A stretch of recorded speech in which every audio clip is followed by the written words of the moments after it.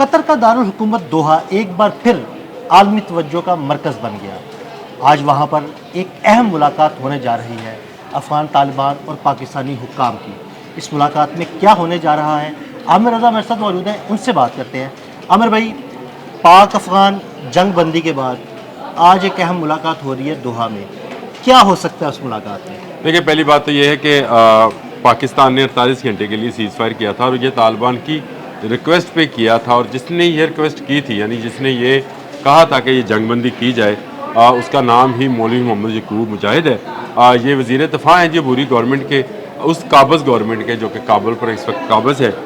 ان قابضین کے وزیر دفاع جو ہیں، انہوں نے ہی اب ایفرٹ کی ہے، جس کا ذکر کسی پیرائے میں کل وزیر اعظم شہباز شریف صاحب نے اپنی سپیچ جو انہوں نے افغانستان کے متعلق کی اور افغانستان کے ساتھ سیز فائر کے حوالے سے کی، تو انہوں نے کہا کہ ہم شکر گزار ہیں کہ قطر بھی جو ہے وہ اس معاملے کو باہم گفت و شنید کے ذریعے حل کرانا چاہتا ہے۔ دیکھیں،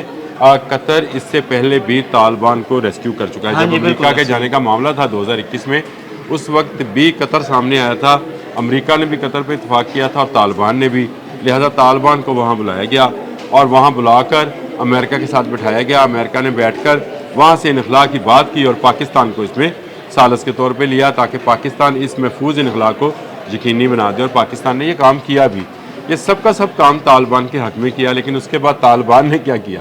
طالبان نے یہ سوال ہے کہ انہوں نے تو پہلے بھی جو کیے گئے وعدے تھے ان کو پورا نہیں کیا، اور طالبان نے اس کے بعد کیا کیا کہ طالبان نے فتنہ الہندوستان کو، یعنی TTP کو جو ہے وہ اپنے یہاں نہ صرف پناہ دی، اسلحہ دیا، ٹریننگ دی، اور نئے ان کو جو کہتے ہیں گریلا وار کے ماہر اور خود کش دھماکہ بمبار جو ہے وہ تیار کر کے دیے، اور وہاں سے نوجوانوں کی خرید و فروخت ہوئی۔ منڈیاں لگتی ہیں باقاعدہ ایسے لوگوں کی جہاں پر نوجوانوں کو آج بھی غلاموں کی طرح، یعنی انہیں ایک ایسے دماغی غلام کے طور پہ لایا جاتا ہے جہاں پر ان کو ان کا امیر فروخت کر رہا ہوتا ہے، لیکن وہ سمجھ رہے ہوتے ہیں کہ وہ شاید کوئی بہت اہم فریضہ سر انجام دینے جا رہے ہیں۔ بڑی اہم بات کی کہ دہشت گردوں کی منڈیاں، جی، دہشت گردوں کی منڈیاں، میں آپ کو غلط بیانی نہیں کر رہا ہوں۔ اس پر انٹرنیشنل رپورٹس ہیں کہ افغانستان کے اندر جو قبائلی وار رہی ہے اور جو رہتی ہے، ہمیشہ خانہ جنگی وہاں ہوتی رہتی ہے، وہاں پر ایسی منڈیاں لگائی جاتی ہیں۔ ان کے جو علاقائی امیر ہیں وہ نوجوانوں کو جو گمراہ کرتے ہیں، جو ان کی مائنڈ فریمنگ کرتے ہیں، ان کا دماغ جو ہے اس کو موو کرتے ہیں اور ان کو تیار کرتے ہیں کہ آپ بس پھٹے تو جنت میں گئے۔ تو وہ یہ ساری تیاریاں کرانے کے بعد ان کو باقاعدہ ان کی خرید و فروخت کی جاتی ہے۔ کہ مجھے بتائیں، مجھے آج تک سمجھ نہیں آئی کہ افغانستان کا کاروبار کیا ہے؟ کیا تیل نکلتا ہے وہاں سے؟ گیس نکلتی ہے؟ کیا وہاں پر کوئی اجناس بہت زیادہ گندم ہوتی ہے، گنا ہوتا ہے، کیا ہوتا ہے وہاں پہ؟ وہاں پہ کاروبار ہے، یہی دہشت گردی کاروبار، خریدو، دہشت گردی کرو، اس کے پیسے لو، خوارج تیار کرو، اس کے پیسے لو۔ اب یہ امریکہ نے جو ہے، میں سمجھتا ہوں کہ امریکہ کی غلطی کہ $7.2 بلین کا اسلحہ آپ چھوڑ کر بھاگ گئے۔ اگر آپ وہ اسلحہ ساتھ لے کر جاتے یا اس کو ثالث ملک کے حوالے کرتے تو شاید یہ دہشت گردی اس طرح سے نہ پھیلتی جس طرح سے یہ طالبان بھارت کے ساتھ ہاتھ ملا کر پھیلانا چاہتے ہیں۔ اب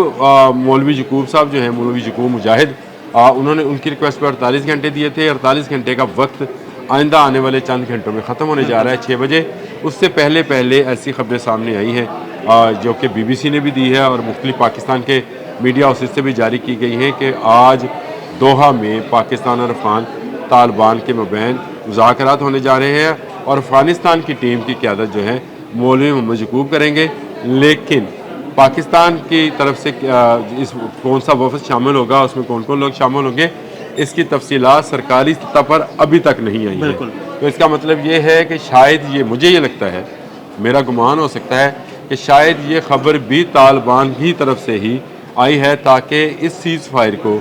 جس کی آڑ لے کر کل بھی 40 سے 50 دہشت گردوں کو بارڈر کراس کرانے کی کوشش کی گئی، جن کو پاکستانی فوج نے بہادری کے ساتھ، پاکستانی فوج نے ان کا کلا کما کیا، ان کو جہنم حاصل کر دیا۔ آپ اور میں صبح جب اسی جگہ پر کر رہے تھے تو میں نے آپ سے کہا تھا کہ یہ سیز فائر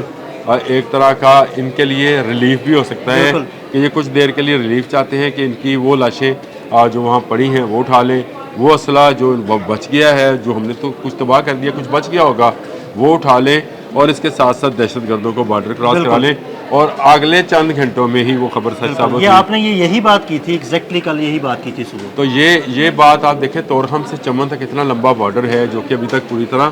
سیل بھی نہیں ہے۔ صحیح کہا خواجہ آصف صاحب نے کہ ہمارے ماضی کی غلطیاں ہیں کہ ہم نے اس بارڈر کو انڈین بارڈر کی طرح کا نہیں سمجھا۔ ہم نے ہمیشہ سمجھا کہ یہاں کیونکہ قبیلے دونوں طرف آباد ہیں اور یہاں پر لوگوں کا آنا جانا لگا ہم ہے۔ نے ہمیشہ انہیں بھائیوں کی طرح ٹریٹ کیا۔ اچھا، یہ ایک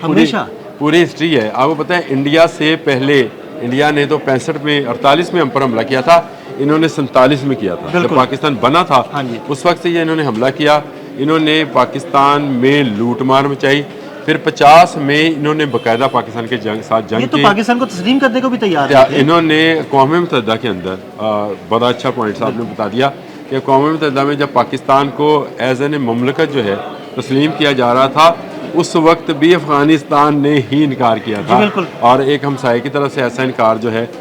ایران نے سب سے پہلے منظور کیا تھا پاکستان کو، اور افغانستان نے سب سے اینڈ پہ جا کر کیا ہوا ہے، اور وہاں پر جا کر انہوں نے اقوام متحدہ میں ہماری مخالفت کی تھی۔ انڈیا کی محبت ان کی نسل میں شامل ہے، اور وہ شاید اس لیے ہے کہ یہ آج بھی بت پرست ہے۔ میں اس کو بت کو آپ وہ صرف ایک پتھر کا یا مٹی کا لکڑی کا بنا ہوا بت نہ سمجھے، انہوں نے اپنے امیروں کو اپنا بت بنایا ہوا ہے جو ان کو فروخت بھی کر دیں، ان کو بم بھی باندھ دیں، ان کے ساتھ جو مرضی کر لیں، جو مرضی سے مراد آپ جو مرضی لینا چاہتے لے لیں، ان کو کوئی تکلیف نہیں ہے اس کی۔ لیکن پاکستان دشمنی ان کے خون میں رچ بس گئی ہے، اور یہ آج کریں کل کریں، انہوں نے دوبارہ یہ کوشش کرنی ہے۔ یہ آپ بات لکھ لیجئے، آپ کو دوبارہ افغانستان سے دور انداز دہشت گرد فتنہ ہندوستان فتنہ خارج کے لوگ پاکستان میں آتے ہوئے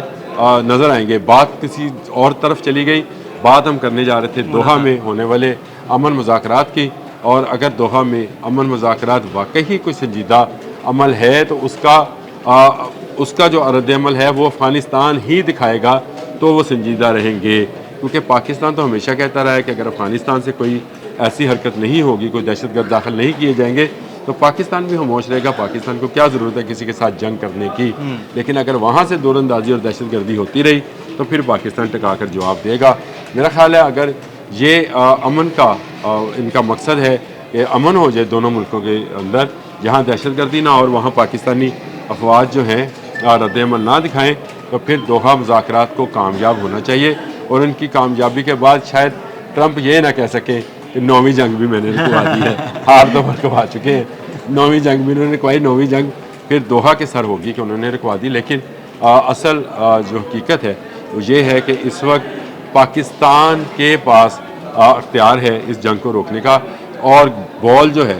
وزیر اعظم شہباز شریف کے بقول اس وقت افغان کورٹ میں ہے۔ اگر افغانی پاکستان کا مطلوب دہشت گرد جو ہیں ٹی ٹی پی کے لوگ وہ حوالے کر دیتے ہیں، اور وہاں پر موجود ٹی ٹی پی گروپس کو اسلحے سے پاک کرتے ہیں، اور یہ یقین دہانی کراتے ہیں کہ آئندہ